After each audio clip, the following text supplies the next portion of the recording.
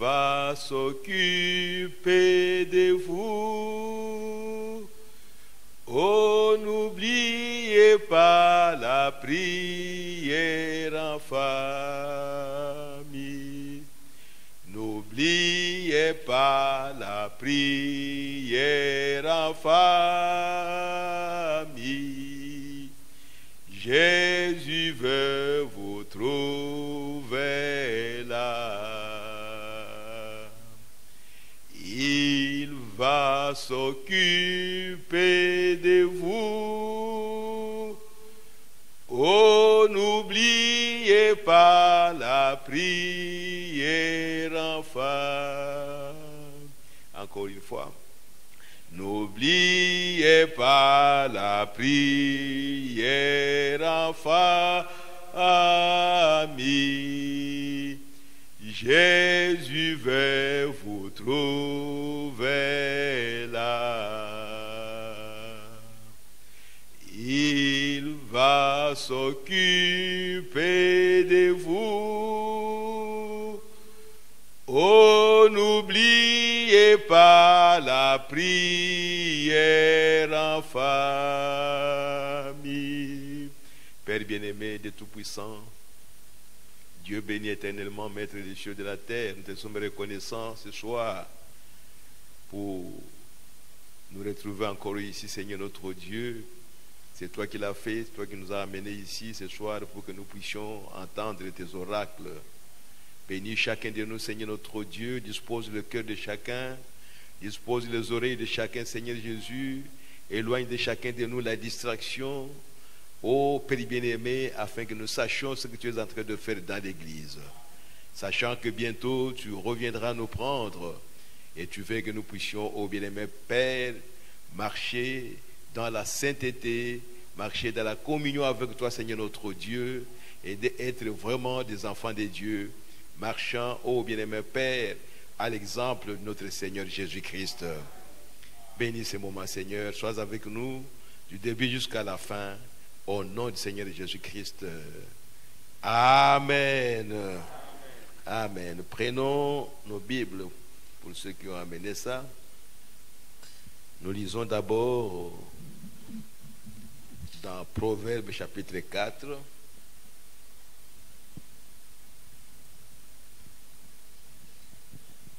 Proverbes chapitre 4. Nous lisons à partir du premier verset jusqu'au 4e verset.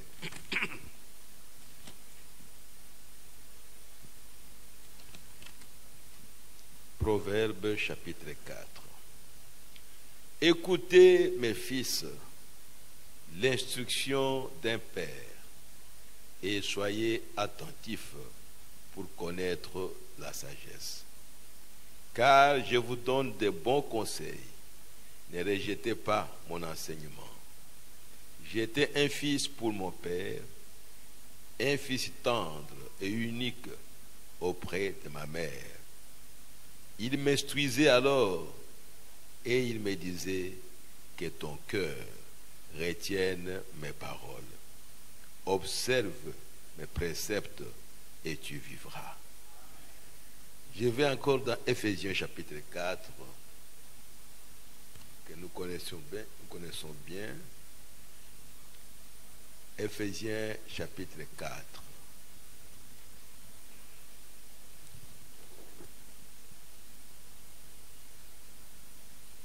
Non pas chapitre 4 mais chapitre 6. Versets 1 à 4. Éphésiens chapitre 6, versets 1 à 4. Enfants, obéissez à vos parents, selon le Seigneur, car cela est juste. Honore ton père et ta mère, c'est le premier commandement avec une promesse, afin que tu sois heureux et que tu vives longtemps sur la terre. Et vous, pères, n'irritez pas vos enfants, mais élevez-les en les corrigeant et en les instruisant selon le Seigneur.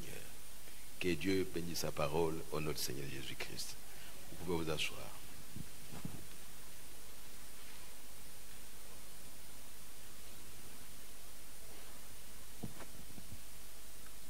commencer, je voudrais faire un rappel sur ce que nous avons vu la fois passée en rapport avec la vie dans le foyer chrétien.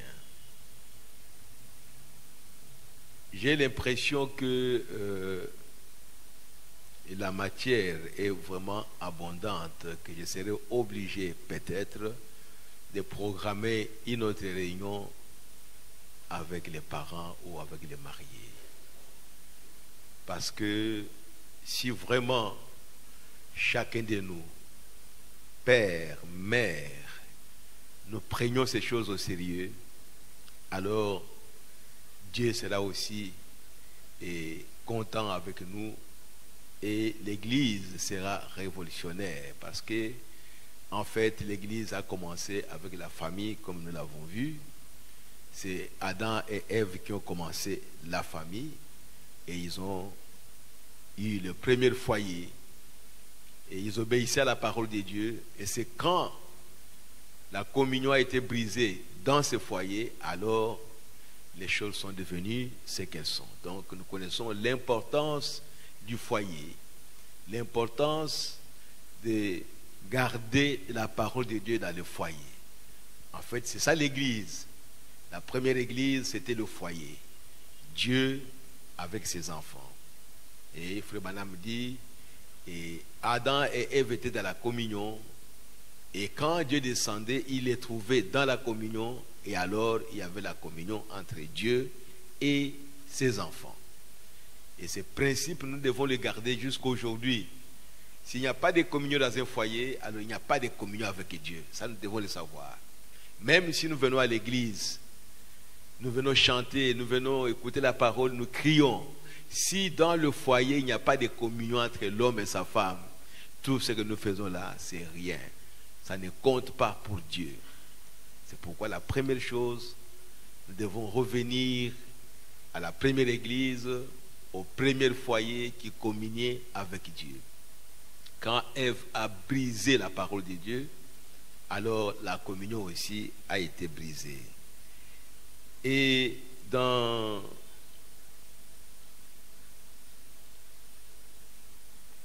la prédication, Dieu projetant son amour, le prophète dit que c'est l'amour qui doit diriger nos foyers. En fait, s'il n'y a pas d'amour, alors il n'y a rien. Qu'est-ce qui nous unit dans le foyer s'il n'y a pas d'amour? Donc tout doit être dirigé par l'amour. Je vais lire ça comme le prophète l'a dit lui-même. Dieu projetant son amour, prêché le 6 août 57. Dieu projetant son amour, prêché le 6 août 57. Je suis au paragraphe 5. L'amour doit diriger notre foyer. L'amour est la plus grande force qui soit placée sous le pouvoir de l'homme.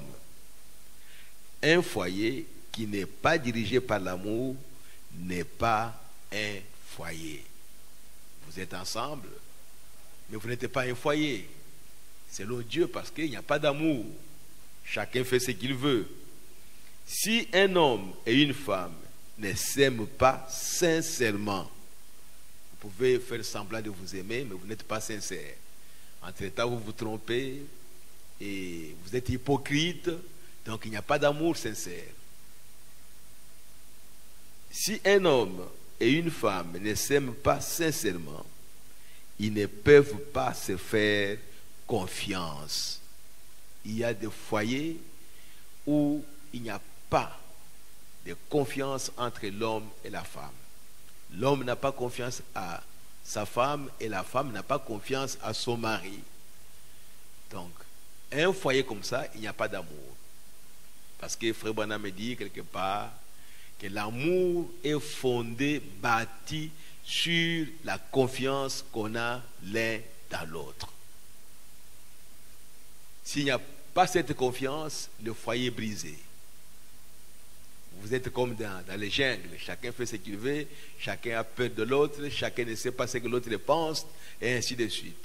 Or, s'il y a l'amour, cela brise, cela bannit la peur. Et les deux personnes vont vivre ensemble sans problème.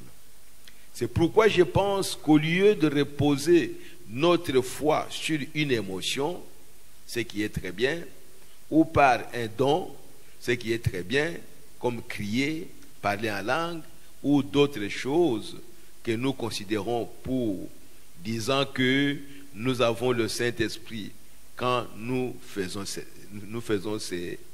ces choses sont très bien. Mais si nous revenons au principe qui place l'amour en premier lieu et ensuite ces choses, je pense que notre Église progresserait beaucoup plus vite si nous mettons Dieu en premier. Et Dieu est amour. Voilà. Voilà ce que Dieu nous dit. Donc, nous devons chercher cet amour entre nous. Et quand nous avons l'amour, alors nous avons Dieu dans le foyer. Et quand nous avons Dieu dans le foyer, nous avons l'obéissance totale à sa parole. Et Frère Branham m'ajoute encore pour ce qui est des foyers. Je ne sais pas si on a lu ça la fois passée, mais je vais encore les relire. Que vous ne pouvez pas être heureux, avoir un foyer heureux sans Christ. Si Christ n'est pas dans le foyer, vous ne serez jamais heureux. Vous allez baser votre joie sur quoi? Si ce n'est pas sur Christ.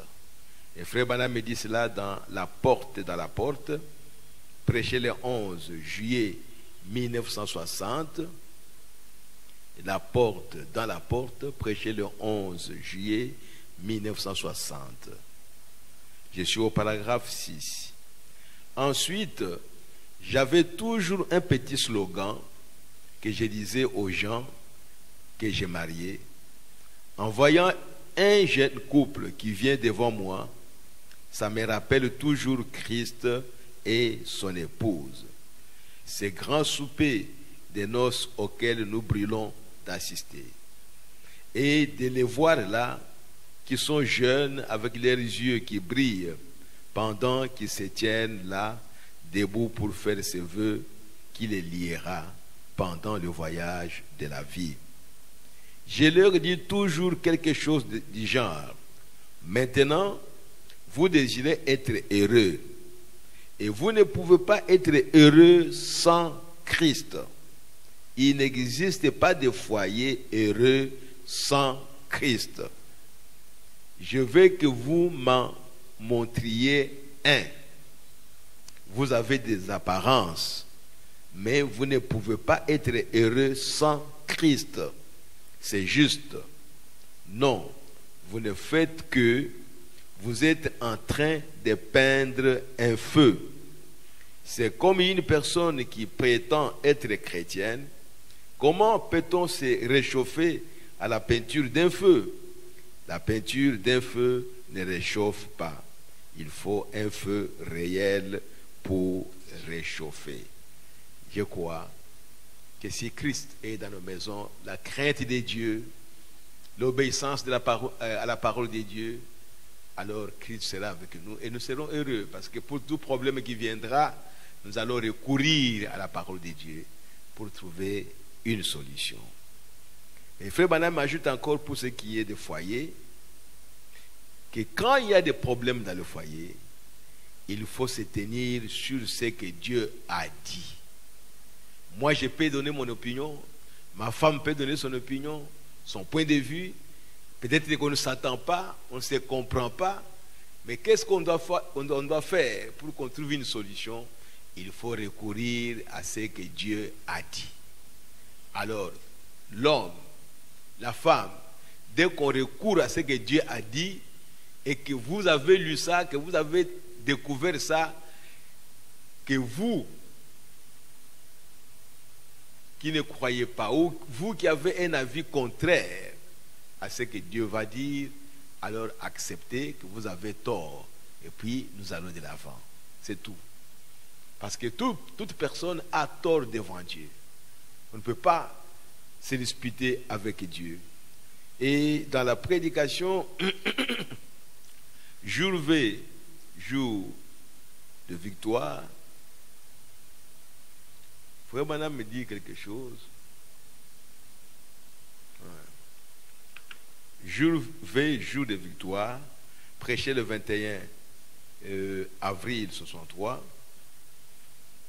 Jules V, jour de victoire, prêché le 21 juillet, non, le 21 avril 63, au paragraphe 43 et 44, le prophète dit ceci: la chose qui brisa la communion en Éden, c'est le fait qu'Ève avait manqué de fixer le regard sur la parole de Dieu. Jusqu'à aujourd'hui, quand quelqu'un ne fixe pas ses regards sur la parole, il va briser la communion avec Dieu. Or, Dieu veut la communion avec ses enfants. Et cette communion, c'est à travers la parole de Dieu. Ce n'est pas à travers nos pensées ou nos raisonnements. Je reprends. La chose qui brisa la communion en Éden, c'est le fait qu'Ève avait manqué de fixer le regard sur la parole de Dieu et qu'elle avait écouté les raisonnements de l'ennemi. Voyez, si elle s'en était simplement tenue à Dieu l'a dit, c'est réglé.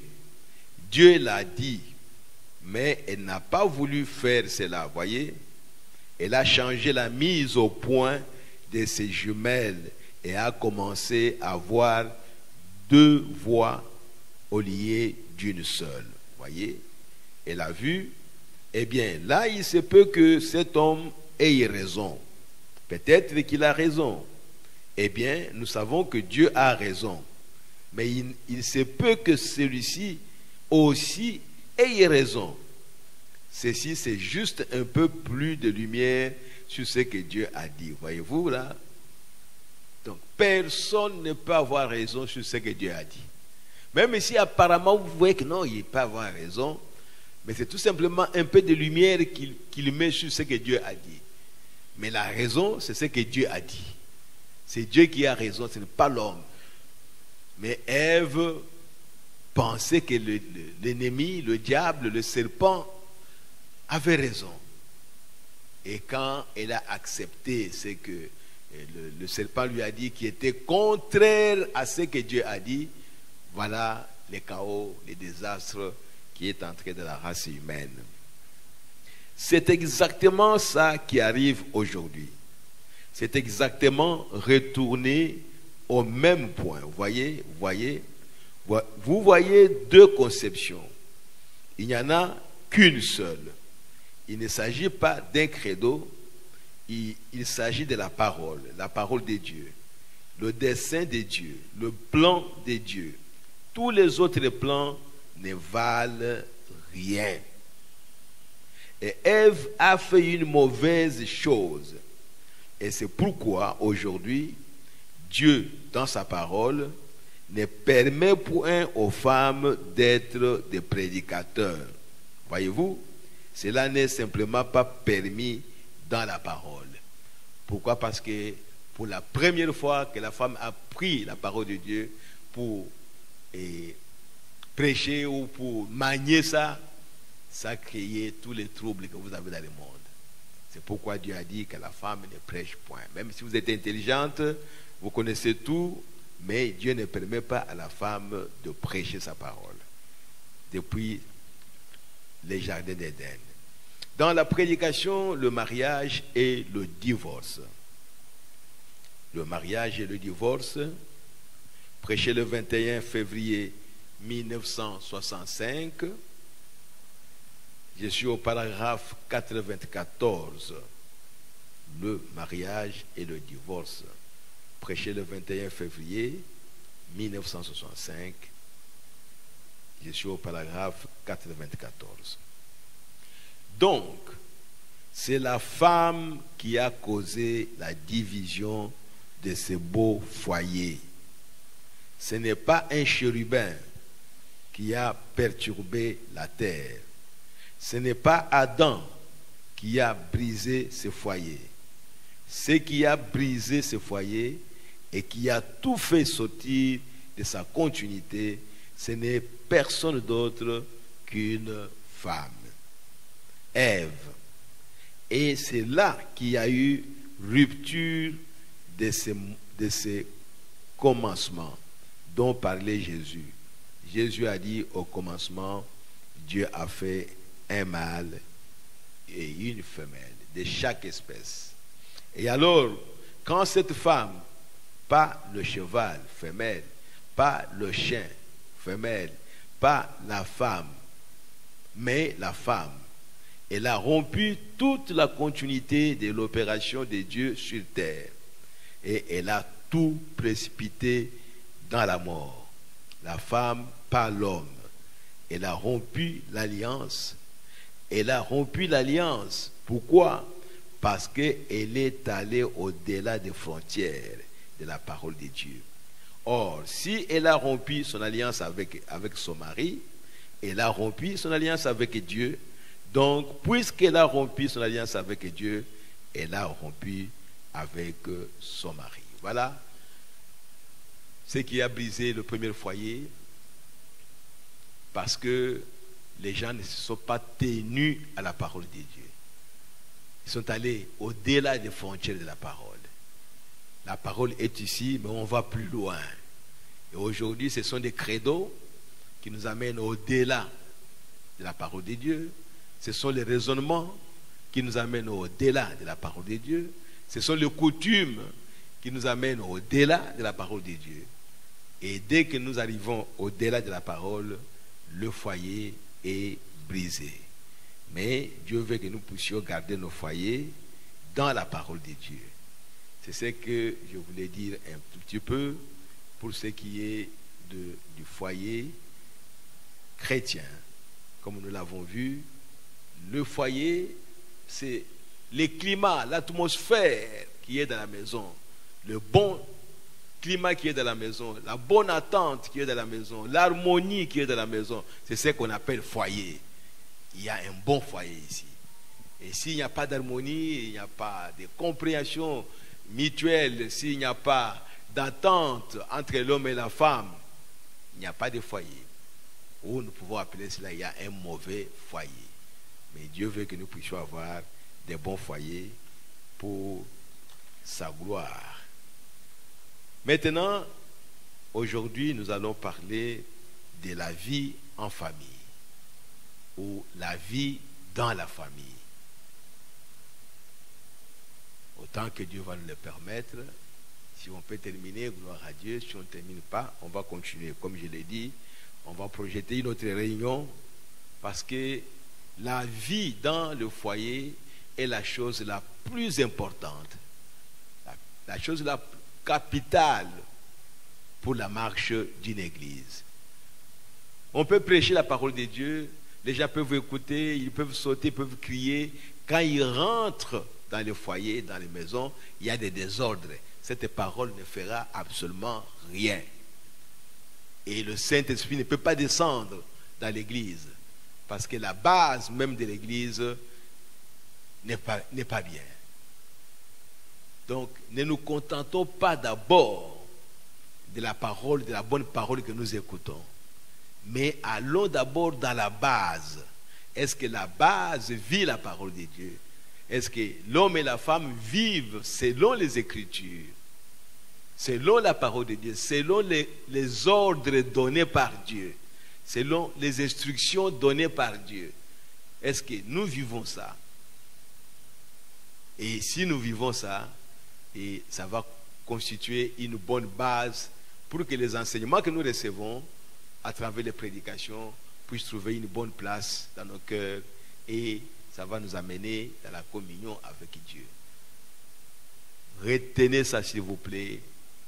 La vie dans le foyer, la vie en famille, c'est la chose capitale. Parce que là même, nos enfants dépendent de cette vie-là. Si papa et maman ne s'entendent pas, ne vous entendez pas, c'est que les enfants puissent mener une bonne vie. Parce que les enfants vont nous regarder, ils vont nous imiter. quand Dieu dit quelque chose, quand le Saint-Esprit dit quelque chose, s'il vous plaît, malgré votre intelligence, croyez seulement ce que l'Esprit a dit, que c'est la vérité. Sinon, vous marcherez donc tout le temps ici sans Christ, sans le savoir. Et la vie en famille, comme Frère Branham l'a dit, elle est constituée de beaucoup de problèmes. Elle est constituée de peines, de luttes, la vie en famille. Elle est constituée de hauts et de bas. Toute famille, qu'elle soit riche, pauvre, vous avez pratiquement les mêmes problèmes si vous n'avez pas Christ dans cette famille-là. Je voudrais donner certains constats que j'ai vus dans des familles. Quand on était encore des jeunes, on voyait les blancs qui étaient ensemble, l'homme et la femme, peut-être avec les enfants. Et on nous faisait comprendre que les blancs qui se sont mariés, il n'y a que l'homme et la femme. En dehors de ça, ils ne regardent même pas aux parents, ils ne regardent à rien, seulement l'homme et la femme, ils vivent là-bas heureux et c'est tout. C'est comme ça que on croyait, c'est comme ça qu'on nous disait. Mais un jour, on était en Angleterre, j'étais vraiment surpris pour ne pas être déçu. Le couple qui était ici au Congo, qui travaillait avec nous, et l'homme a été promis et on l'a renvoyé chez eux parce qu'on lui a donné une promotion dans l'entreprise.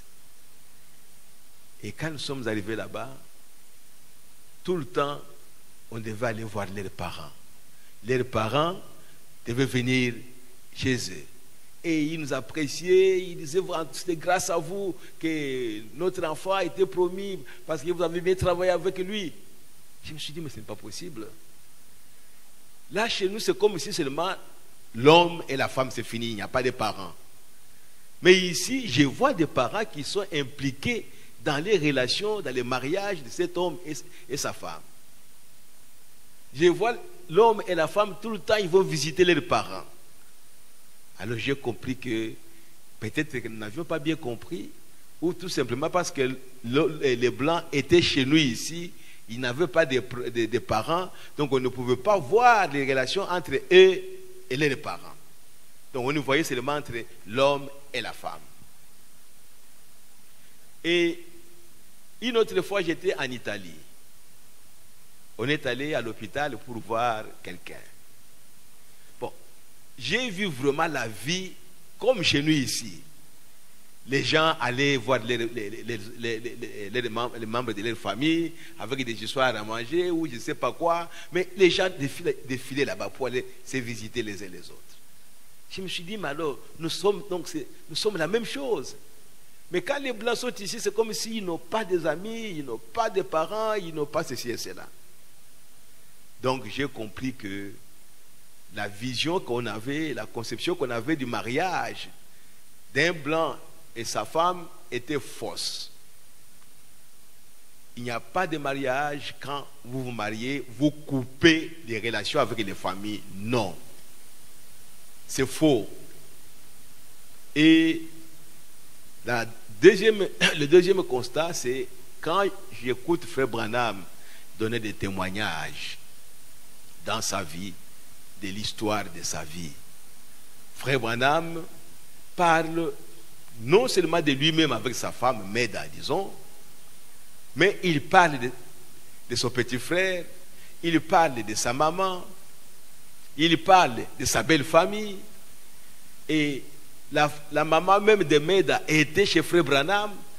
Alors j'ai compris que bon, nous, les Africains, on risque d'avoir une fausse vision du mariage.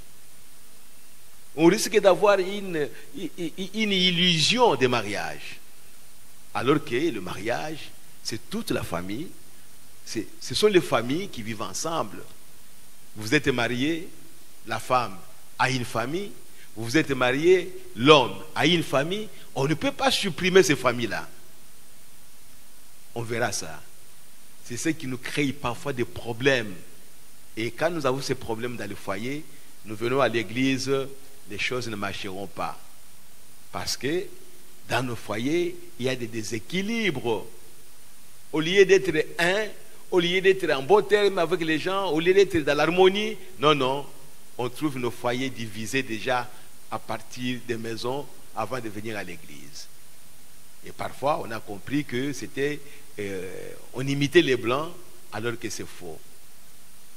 Et quand vous entrez même dans la Bible, je disais que la maman de Meda était chez Frère Branham. Et elle était même décédée, je crois, là-bas. Mais elle était aussi concierge dans l'église d'Abraham Tabernacle.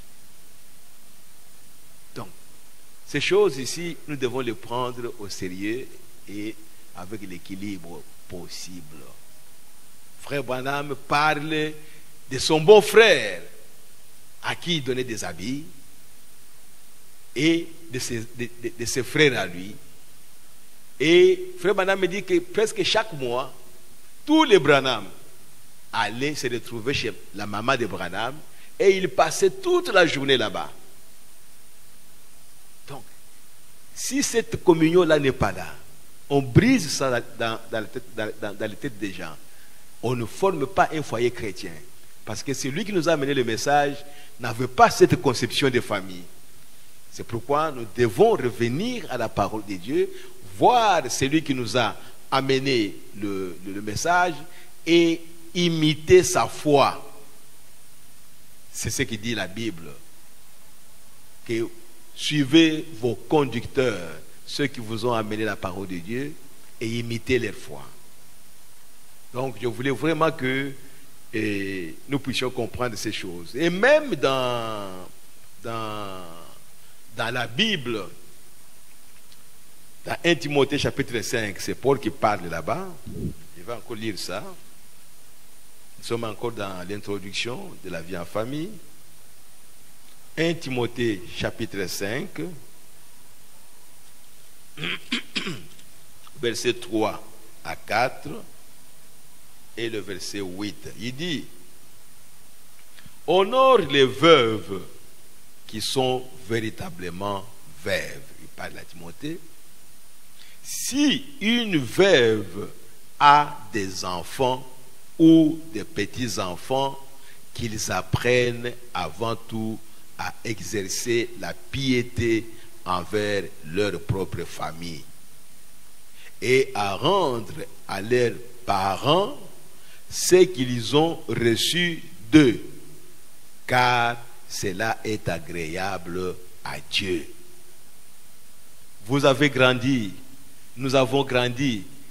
Comment nous allons oublier qu'il y a eu des gens qui nous ont fait grandir jusqu'à ce que nous sommes devenus des hommes?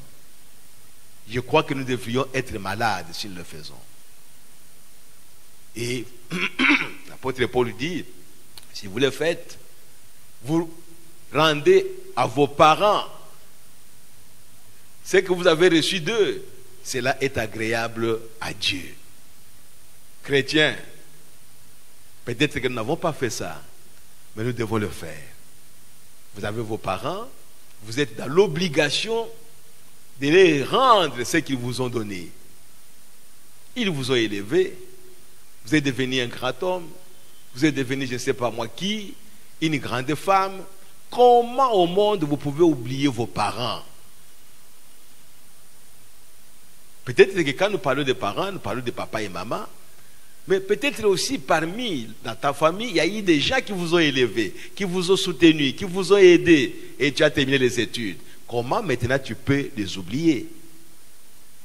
Mais ce sont des choses que nous raconterons dans nos familles africaines, dans nos familles congolaises, ainsi de suite. Mais nous, en tant que chrétiens, nous devons revenir à la parole de Dieu. Nous devons être des modèles, nous devons être des exemples. Si aujourd'hui, vous avez terminé les études, vous avez un bon travail, Ce n'est pas pour toi seul et ta femme, non. Nous devons le savoir aujourd'hui que tu as une famille derrière, la femme a une famille derrière. Vous êtes obligés d'aider ces familles-là. J'espère que, mes bien-aimés, vous êtes en train de m'entendre. Oh, mon père, il est sorcière. Non, non, non. Un sorcière mange. Oh, ma mère est une sorcière. Mais une sorcière mange. Donne-lui le fils qu'à manger en tant qu'un être humain. Nous sommes des chrétiens, nous ne sommes pas des païens. Et nous suivons ce que la Bible dit. Comment tu peux négliger quelqu'un qui t'a aidé, qui t'a rendu des services pour devenir ce que tu es aujourd'hui? Maintenant, tu fais volte-face, tu lui tournes le dos. Tu dis que je ne le connais pas. Peut-être que quand il t'est élevé pour devenir ce que tu es, il était toujours sorcier. Un sorcier t'a élevé. Comment tu peux l'oublier aujourd'hui? Je suis très heureux de vous en parler pour que nous sachions ce que nous faisons. Parce que souvent, nous donnons des raisons. Oh, mais c'est un sorcière. C'est une sorcière. Là, c'est un sorcier, il va me manger. Non. Mais quand il t'a élevé, il ne t'a pas mangé. Comment il va te manger aujourd'hui? S'il vous plaît, mes frères, nous sommes chrétiens partout, à tout moment. Et nos vies doivent être les vies de la parole de Dieu. Ne suivons pas le monde. Ne suivons pas ce que les gens disent ou ce que les gens font. Si Jésus nous a recommandé d'aimer même votre ennemi, de lui donner à manger quand il est dans les besoins, mais comment, à plus forte raison, votre frère ou votre père ou votre mère qui vous a engendré, vous lui refusez à manger? Je pense que nous avons commis des erreurs.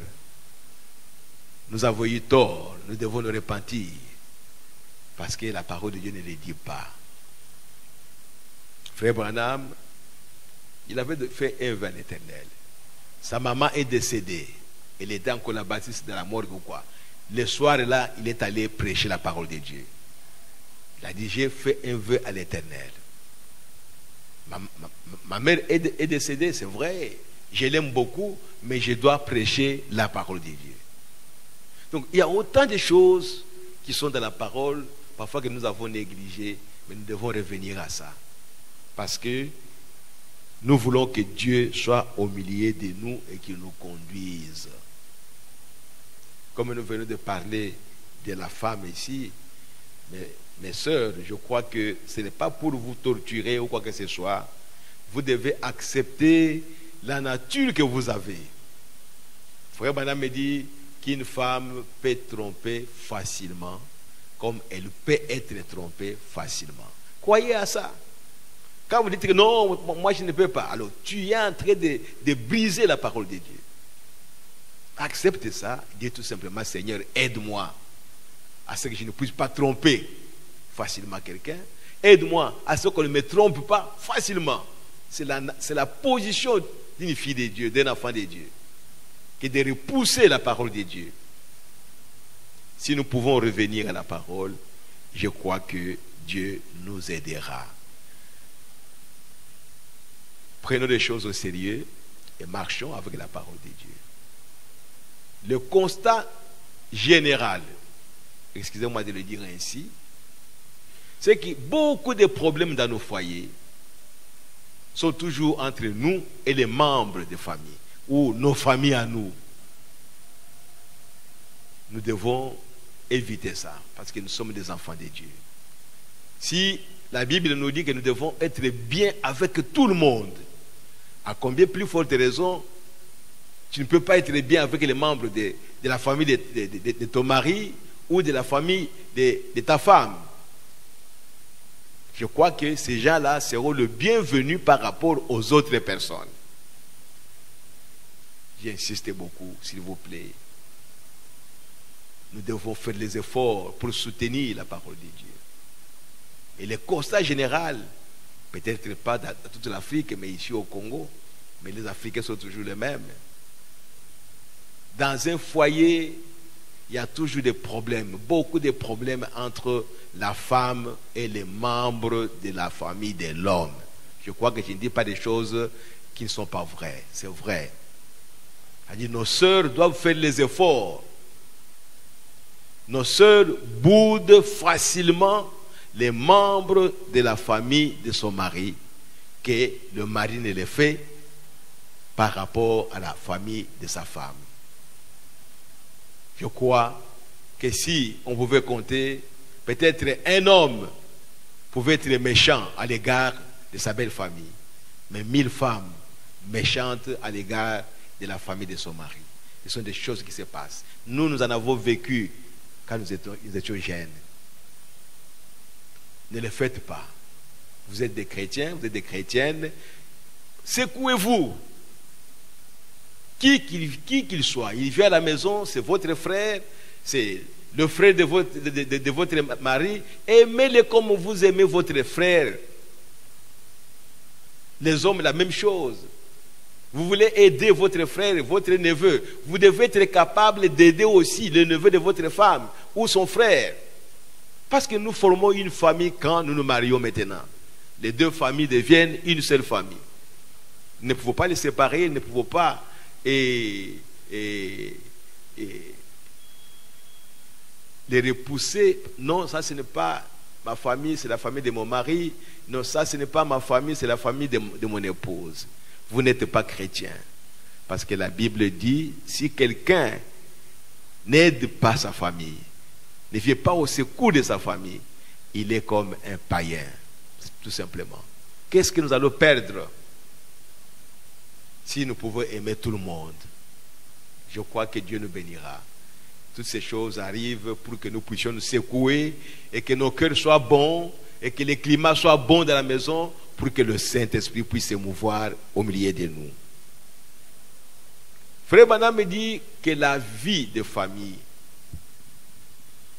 est constituée de beaucoup de choses et même d'incertitudes, parce qu'il y a des familles où on sait presque qu'on va continuer à vivre ou bien on va se séparer. Tout le temps des menaces, tout le temps des problèmes. On est incertain de continuer à vivre ensemble. Des hauts et des bas dans la famille, des querelles entre l'homme et la femme, des disputes, des incompréhensions. Ça, ce n'est pas un foyer chrétien. Ça, ce n'est pas la vie dans la famille. Nous devons savoir que quand vous êtes mariés, comme nous venons de le voir, vous vous aimez et l'amour, comme l'apôtre Paul l'a dit, supporte tout. L'amour est correctif. Si nous sommes le foyer chrétien, montrons-nous et amoureux de la parole de Dieu. Parce que c'est la parole de Dieu qui nous a réunis à ces lieux.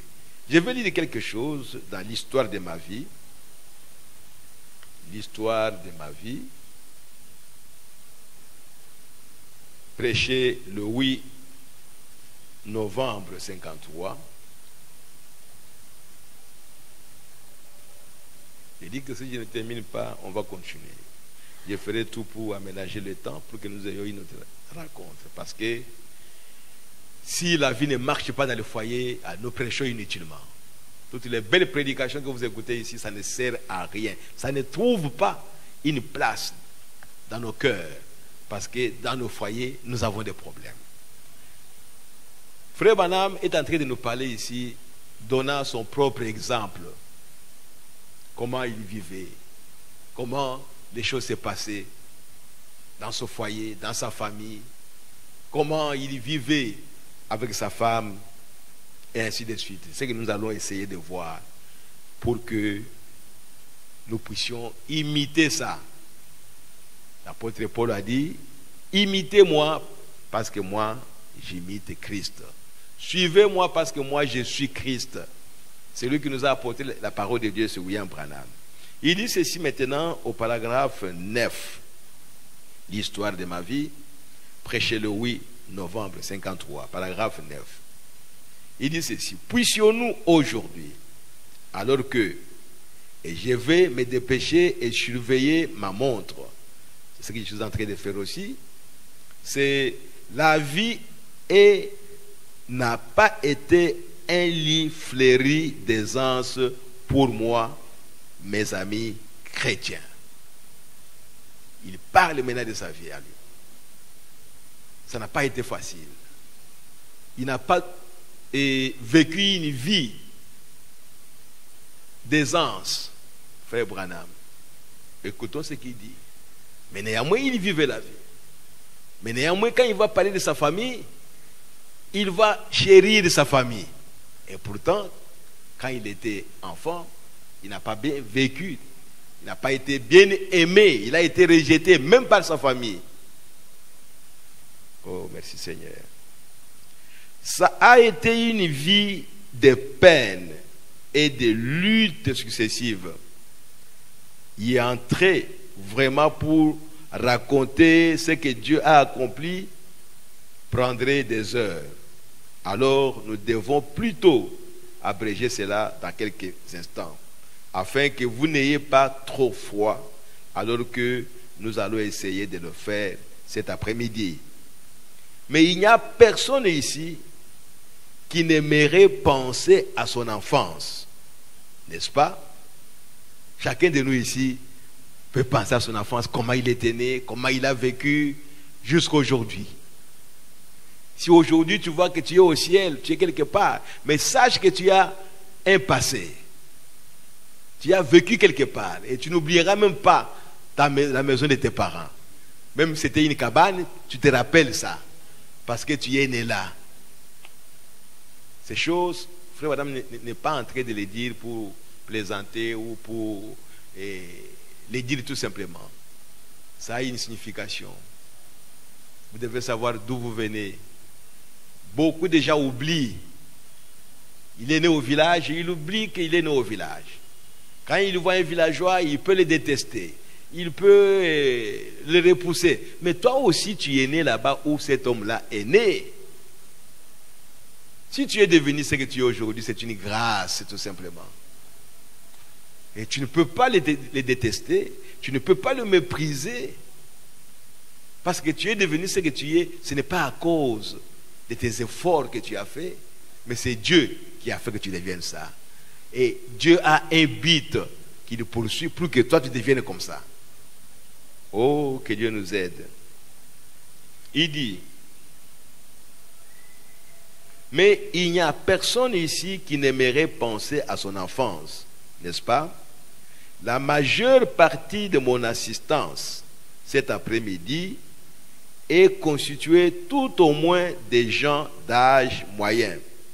Il y a peu de jeunes, mais peu importe où vous irez, vous ne trouverez jamais un endroit semblable à votre maison, où que ce soit. Même aujourd'hui ici, tu peux aller en Europe, tu peux aller aux États-Unis.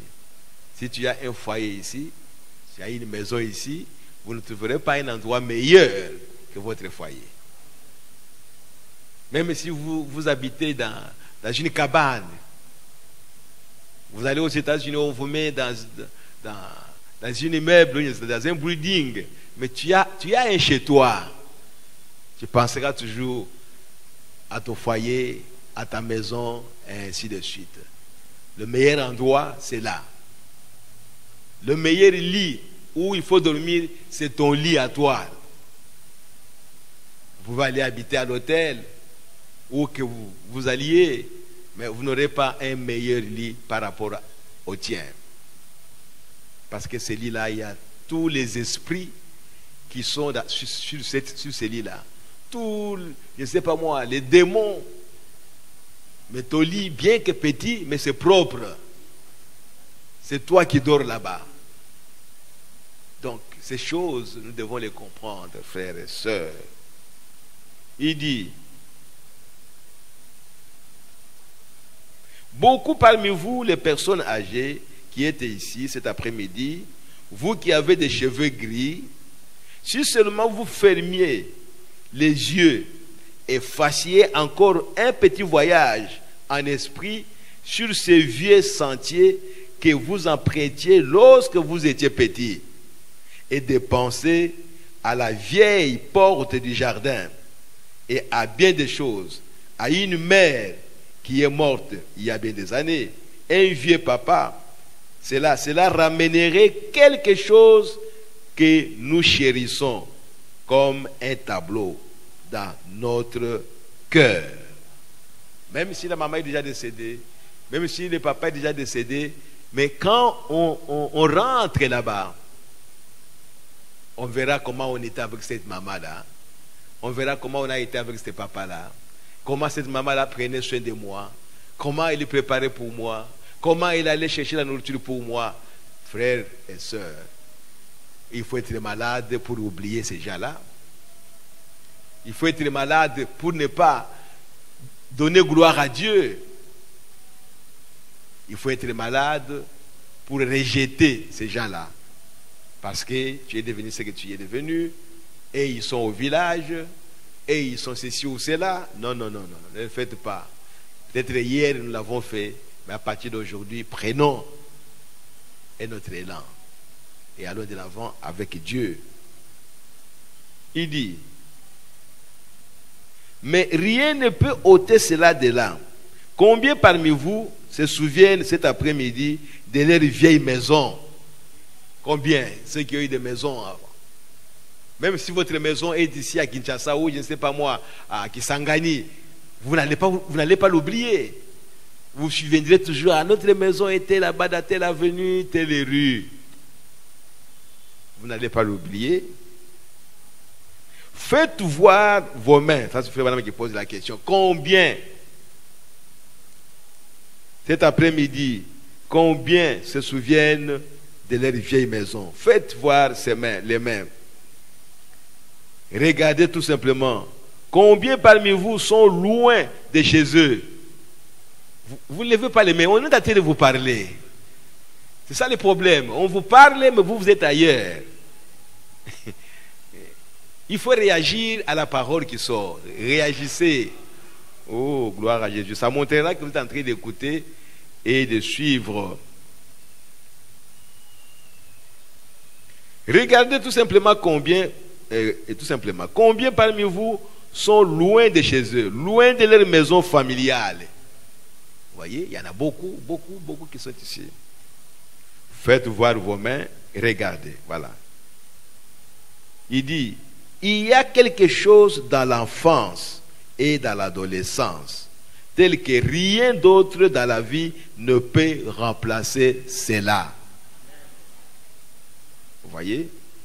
Vous souvenez-vous du vieil, combien nos mères nous attrapaient ainsi que papa, lorsque nous faisions quelque chose de mal et nous donnaient une petite fessée. Vous voyez? Nous nous souvenons de ça.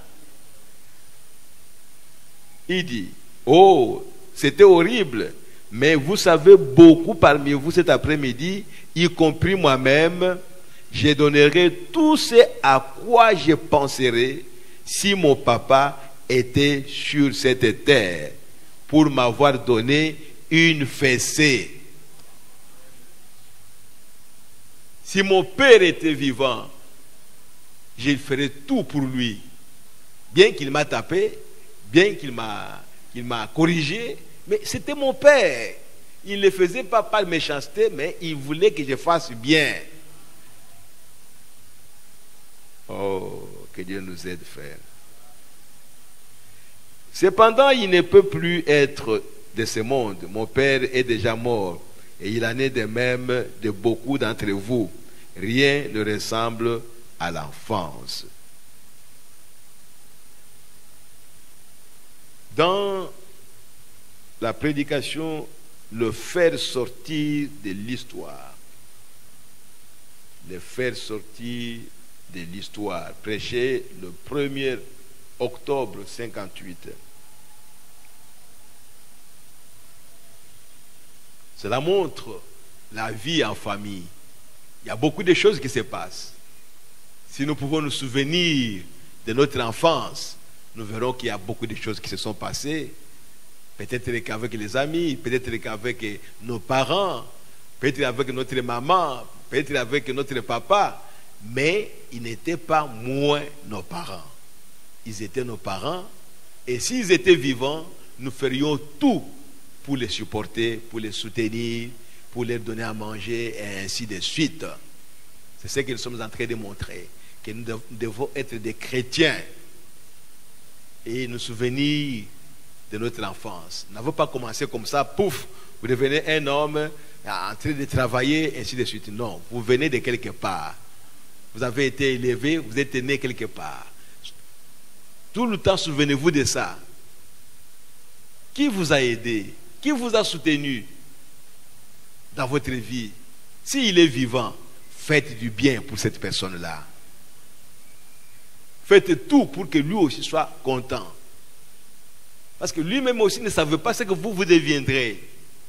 Mais néanmoins, par l'amour de Dieu, il t'a aidé, il t'a élevé, et ainsi de suite, ainsi de suite. Et aujourd'hui, s'il vient chez toi, toi tu vas le rejeter. Oh non, tu es villageois. Non, tu es ceci. Non, moi je suis ici, je suis un grand homme. Mais tu es un grand homme, comment tu es devenu un grand homme? Tu vois ta maman qui vient, une vieille maman. Frère Madame nous a donné l'exemple d'une autre maman qui s'était brûlée à cause de sa fille. Et dit, moi, j'aimerais bien être brûlé, mais que la vie de ma fille soit sauvée. Ah. Elle s'est couverte de couverture. Elle a gardé l'enfant là-bas pour sortir. Le feu lui a pris tous les visages, déformés. Et un jour, cette fille a eu honte de présenter sa maman à ses amis. Ne faites pas ça, s'il vous plaît. Ne faites pas ça, s'il vous plaît. Votre maman, votre papa, qui ont souffert, peut-être que pour ceux qui ont étudié, ils ont tout fait, même pour aller emprunter l'argent, afin de vous donner pour que tu ailles à l'école. Mes bien-aimés frères et sœurs, nous devons nous révolutionner pour pleurer devant Dieu, pour demander pardon à Dieu. Seigneur, je n'ai pas fait ce que je devrais faire. Je fais comme si ma vie a commencé maintenant, mais je ne viens pas de quelque part. Pardonne-moi, Seigneur. Je voudrais maintenant vivre ma vie telle que je devais la vivre. Considérez mes frères, considérez mes soeurs, considérez mes parents, considérez tous ceux qui m'ont aidé dans la vie. Même s'ils ne m'ont pas aidé, peut-être que lui ne m'a pas aidé, mais c'est son père qui m'a aidé. Frère Bana me dit, quelqu'un peut dire, non, moi je n'ai fait rien pour le Seigneur. Frère Bana me dit, non, ne dis pas ça. Peut-être que le but de ton existence ici, c'est de mettre au monde telle personne, et cette personne va mettre au monde telle personne, et cette personne va mettre au monde un prédicateur. C'est pour cela que Dieu vous a placé sur la terre. Vous êtes important. Donc, tout le monde est important. Donc, peut-être que lui directement ne t'a pas aidé, mais quelqu'un d'autre, peut-être son oncle ou son grand frère t'a aidé. C'est lui qui t'a aidé. Ah, mes bien-aimés, c'est merveilleux. Je continue. Je disais le faire sortir de l'histoire. Il dit, ils se rendent, paragraphe 16.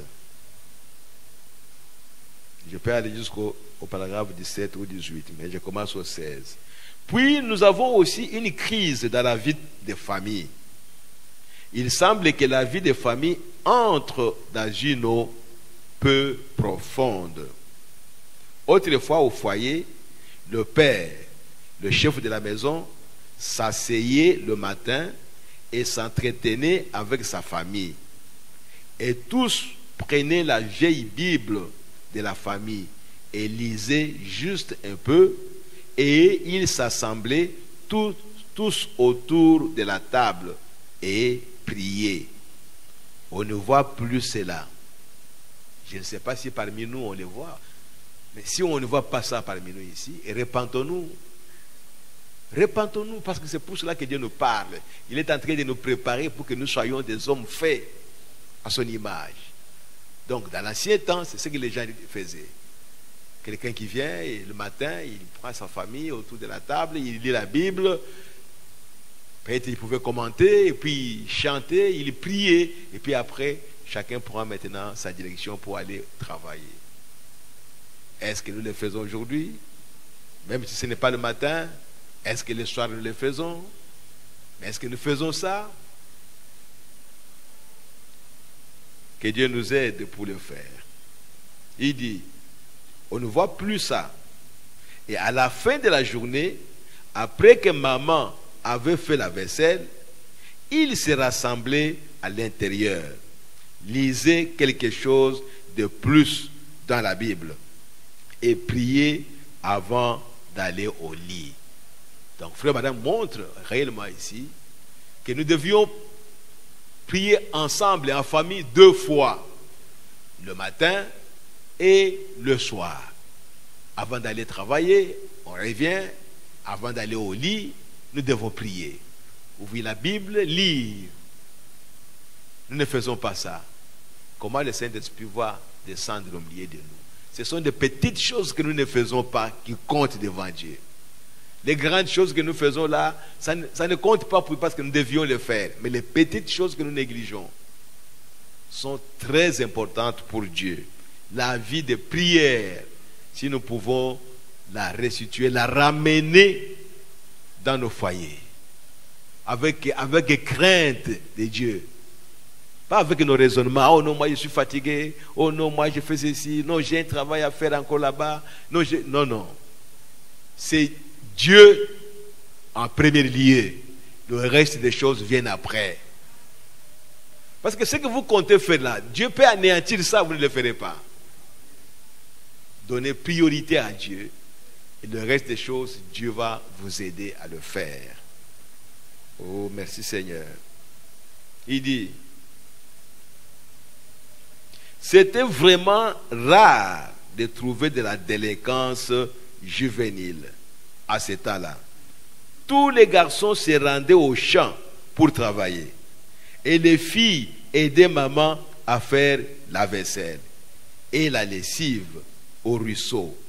Mais aujourd'hui, nous appuyons juste sur un petit bouton et toutes les assiettes sont lavées. Et maman prend la voiture et s'en va à une partie des cartes. Parce qu'elle n'a pas de travail à faire. La technique lui a facilité le travail.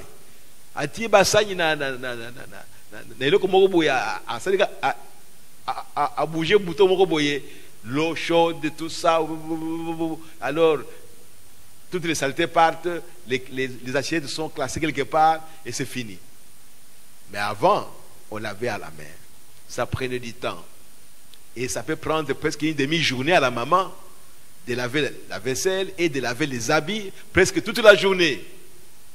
Elle n'avait pas le temps d'aller se balader ailleurs, ainsi de suite, comme on le fait aujourd'hui, surtout dans des pays occidentaux.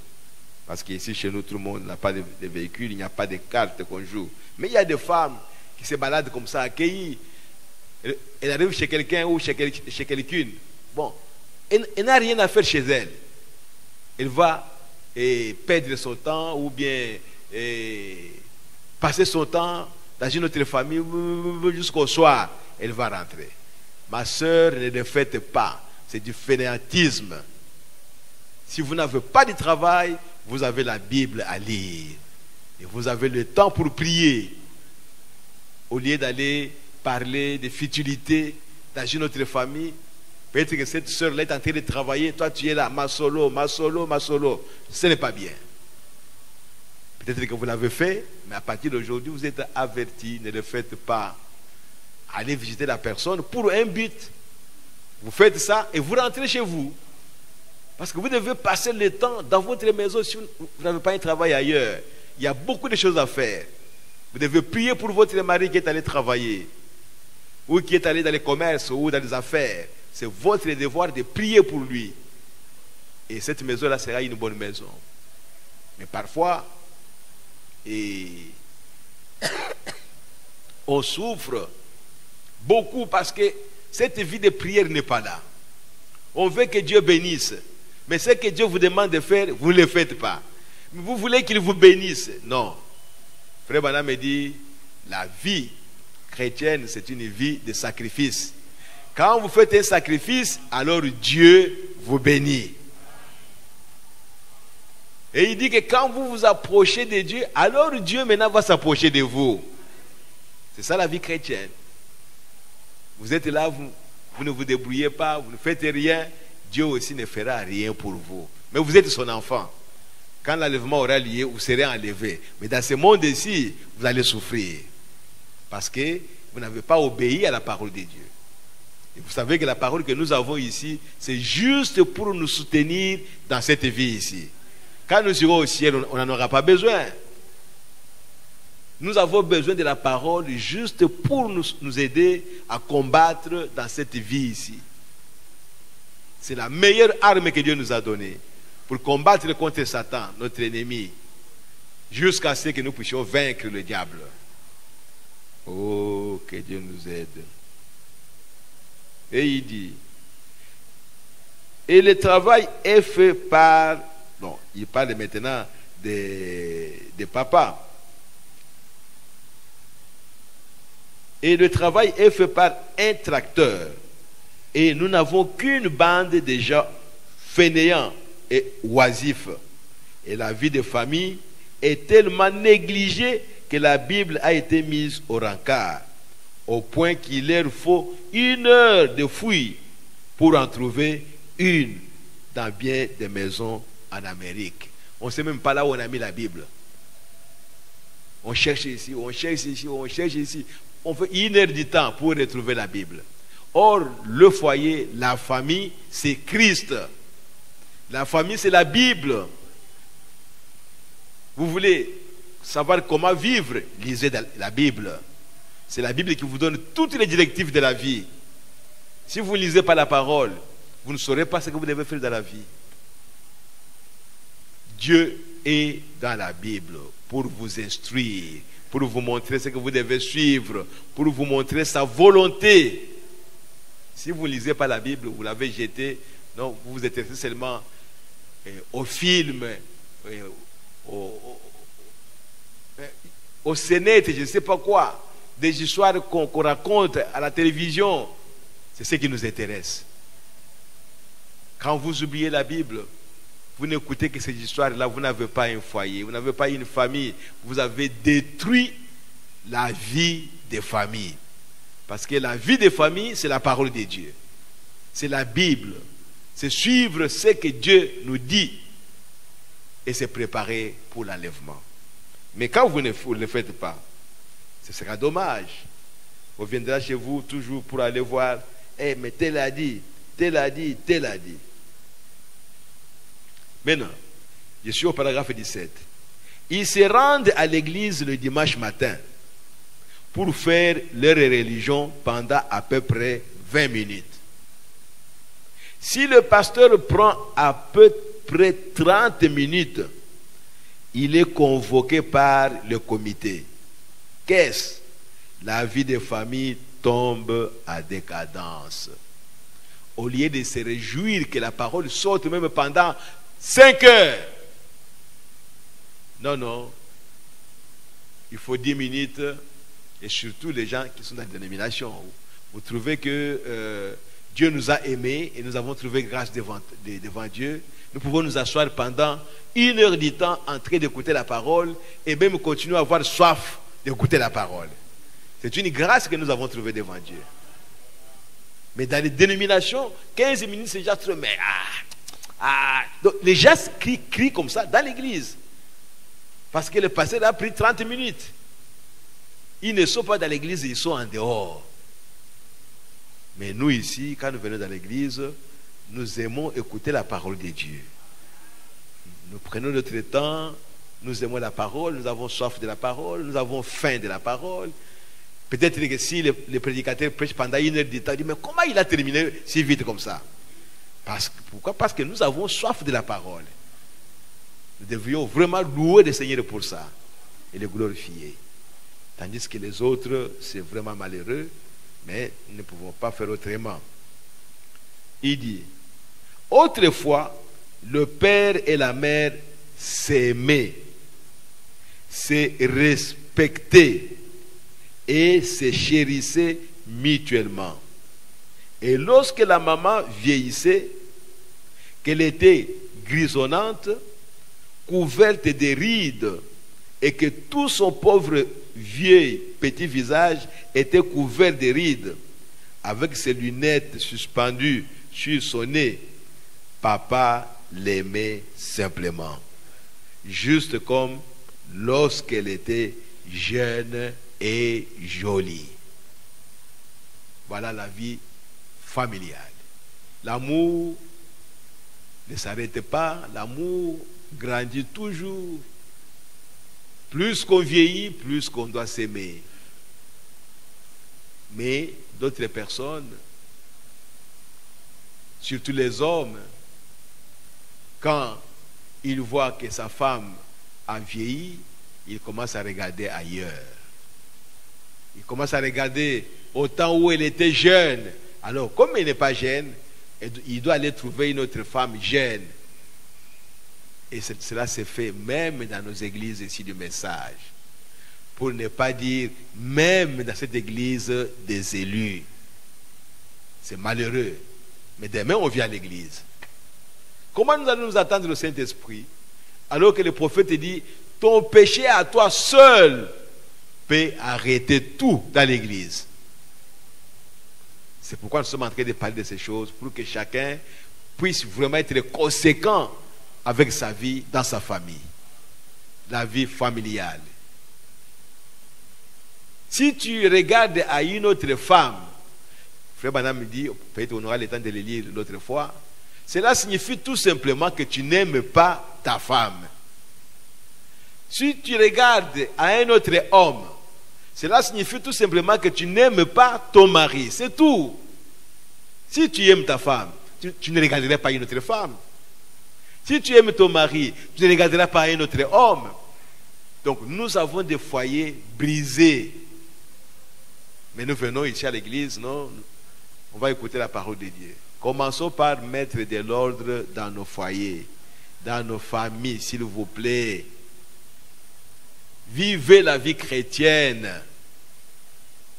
Et Dieu commencera à nous bénir à partir de foyers.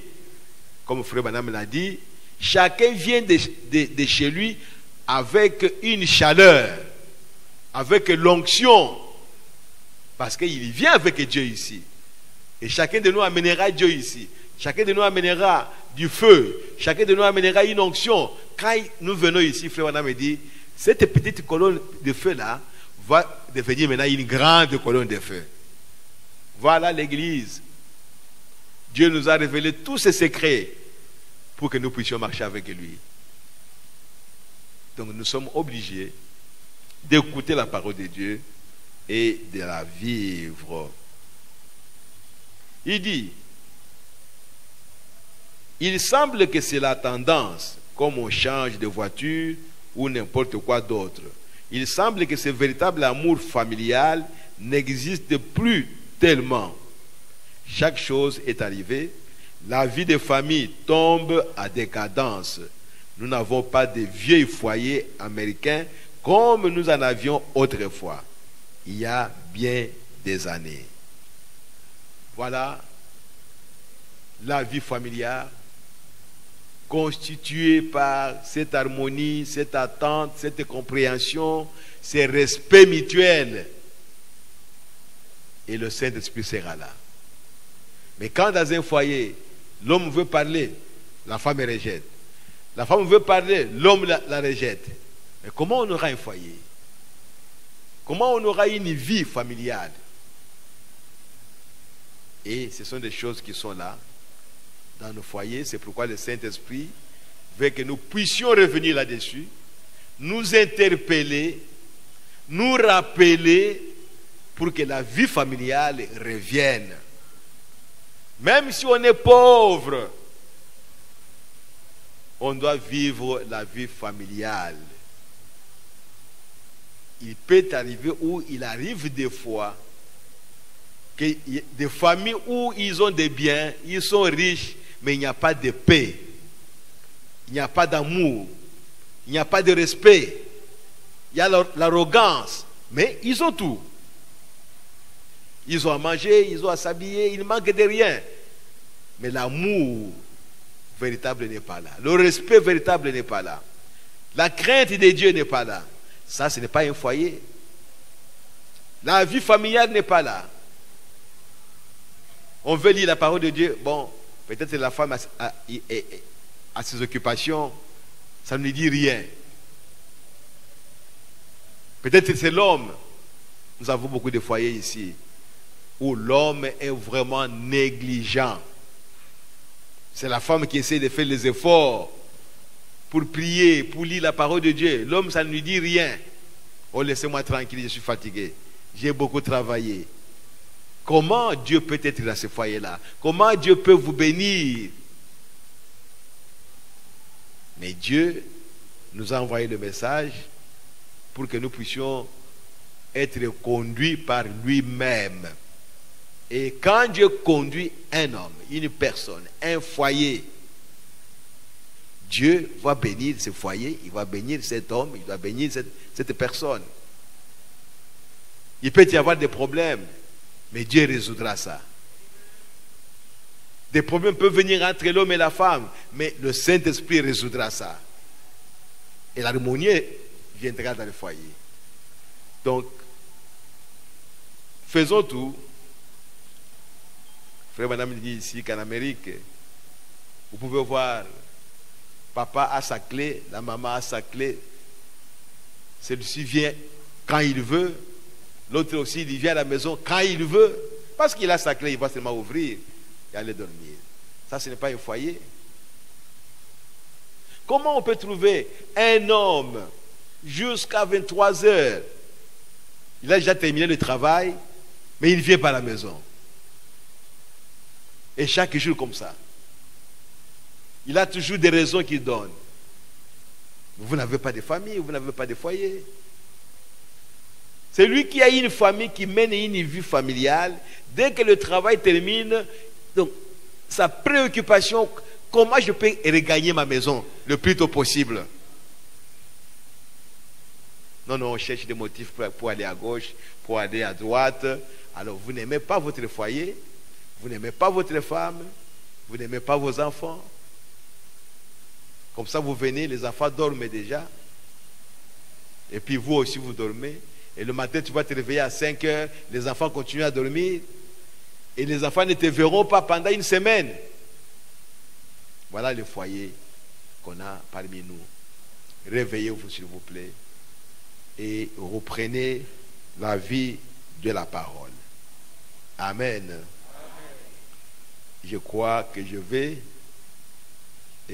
terminer avec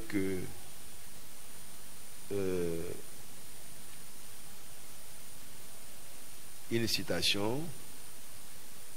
La porte du cœur. La porte du cœur. Écoutez bien parce que nous allons terminer. Ne manquez pas cette dernière citation. C'est pour toi, c'est pour moi. Nous voulons avoir des foyers qui sont bien, des foyers chrétiens. La porte du cœur. Je suis au paragraphe et 18.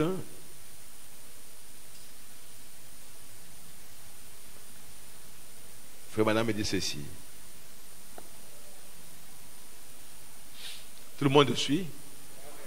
Ok.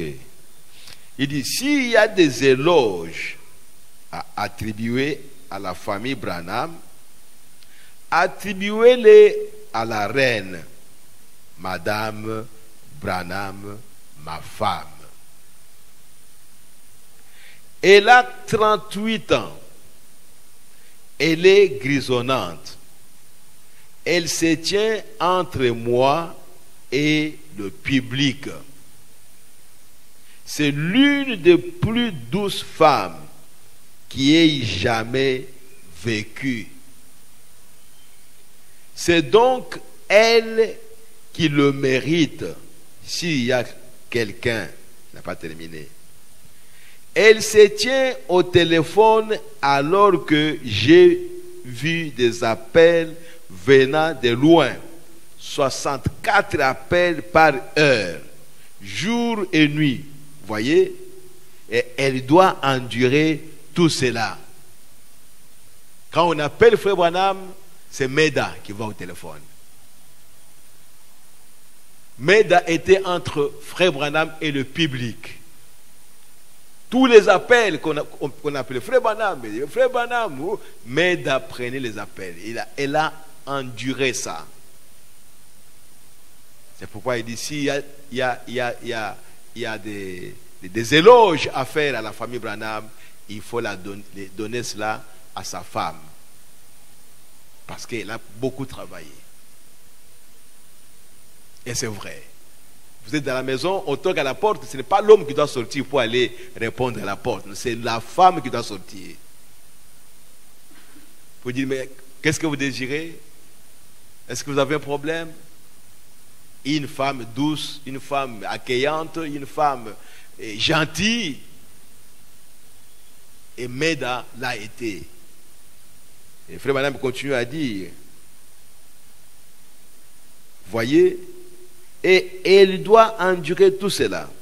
Donc, cette jolie petite voix que vous entendez au téléphone, quand vous appelez là-bas, c'est celle de la reine de la famille Branham. Et la reine de mon cœur, que Dieu la bénisse. Et que Dieu bénisse ces sœurs qui font ça. Si tu ne l'as pas encore fait, maintenant commencez à le faire. Que Dieu ait pitié de nous les hommes qui empêchons à nos femmes de prendre l'appareil, le téléphone quand ça sonne. Oh non, ne prenez pas, non, donnez-moi vite. C'est que votre vie n'est pas propre. Vous l'avez fait comme ça, mais à partir d'aujourd'hui, ne le faites pas. La reine de votre maison, c'est votre femme. C'est elle qui doit être entre toi et le monde. Que d'autres femmes vous appellent, il n'y a pas de problème. Laisse votre femme répondre au téléphone. Qu'est-ce que vous avez de caché? Vous voyez? Et vous, mes soeurs, quand vous prenez le téléphone, soyez gentils. Ayez les paroles douces. C'est toi que Dieu a choisi pour protéger ton mari contre tout ce qui peut venir. C'est comme ça que les gens de ce monde, en injuriant des femmes, ils disent, vous êtes les rideaux de la maison. C'est une injure, mais il y a une réalité là-dedans. Et tu ne peux pas entrer dans la maison sans passer par le rideau. Vous voyez l'importance de la femme dans une vie familiale. Je vais m'arrêter là aujourd'hui. Comme je l'ai dit, je vais faire tout pour programmer une autre réunion parce que la matière est abondante. Que le Seigneur vous bénisse. Amen.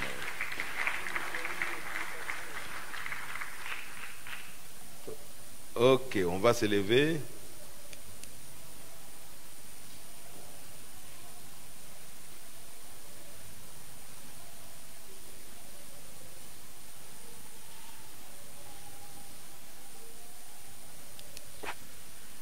Inclinons nos têtes. Comme je l'ai dit la fois passée, si vous avez une question, alors écrivez cela et envoyez ça au secrétariat. Quand nous aurons l'occasion, nous allons nous rencontrer pour répondre à ces questions. N'oubliez pas la prière à famille. Jésus va vous trouver là. Il va s'occuper de vous. Oh, n'oubliez pas la prière en famille. N'oubliez N'oubliez pas la prière en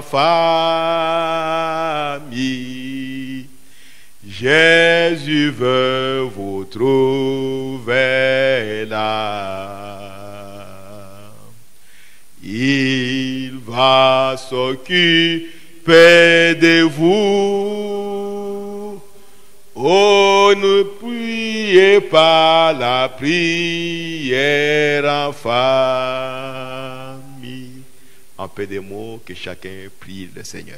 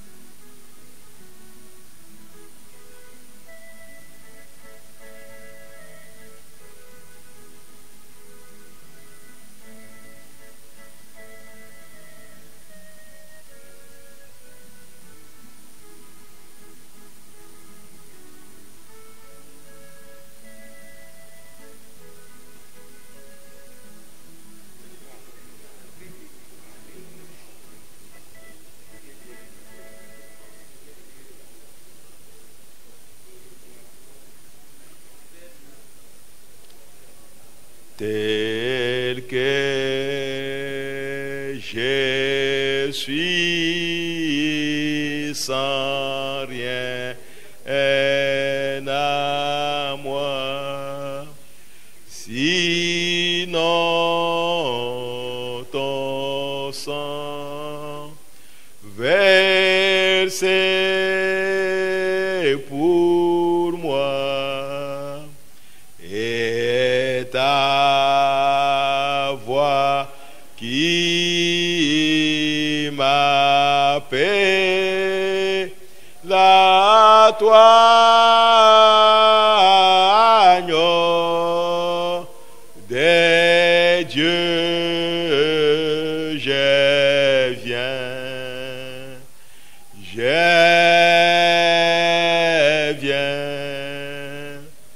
tel que je suis sans rien à moi. Alléluia. Sinon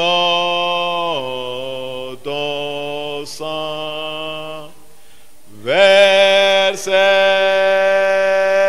pour moi et ta voix qui, alléluia, merci Seigneur Jésus, et à toi,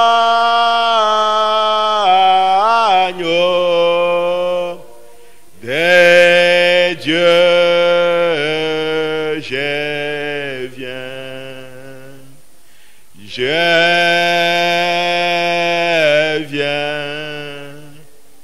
Père bien-aimé de Tout-Puissant, Nous te sommes reconnaissants, Seigneur notre Dieu, pour ces temps merveilleux que tu nous as accordés ce soir, afin d'entendre tes oracles, Père bien-aimé. Maintenant que nous avons écouté ta parole, Seigneur, nous avons écouté ta volonté au Dieu Tout-Puissant, aide-nous, Seigneur, à mettre cela en pratique. Aide-nous à vivre la vie familiale, bien-aimé Père. Aide-nous à mettre nos vies en ordre, à nous corriger, au bien-aimé Père éternel. Là où nous avons failli, au bien-aimé Père, soutiens-nous, Seigneur notre Dieu, pour que nous puissions nous relever et marcher avec toi maintenant. Marcher avec la parole, afin qu'il y ait un réveil dans nos foyers, Seigneur notre Dieu, dans la vie de chacun de nos pères, à marcher avec toi, main dans la main et pas à pas, Seigneur notre Dieu. Nous sommes arrivés à la fin, Seigneur, de cette réunion. Nous nous recommandons à toi, Seigneur notre Dieu. Si cela est ta volonté, Seigneur, accorde-nous encore un autre temps pour que nous puissions nous retrouver ensemble et parler de cette vie de famille au bien-aimé Père, afin que le diable puisse être confus, car c'est au niveau du foyer où le diable a commencé à détruire, et il continue jusqu'à aujourd'hui au bien-aimé Père éternel. Aide-nous, Seigneur, à le découvrir, à le discerner et à le chasser de nos foyers au bien-aimé Père éternel. Bénis tes enfants qui sont venus. Ceux qui ne sont pas venus, Seigneur, accorde l'occasion d'écouter même la bande, afin qu'ils sachent ce que tu es en train de dire à tes enfants, afin que nos foyers soient des foyers révolutionnaires, conduits par le Saint-Esprit, conduits par la parole de Dieu, conduits par l'amour. Père bien-aimé, accorde-nous cela. Rentre avec chacun, jusqu'à ce que chacun arrive dans sa maison. Nous te le demandons ainsi, Père bien-aimé, au nom du Seigneur Jésus-Christ. Amen. Amen, amen, amen, amen. Que Dieu vous bénisse. Rentrez dans la paix du Seigneur Jésus-Christ.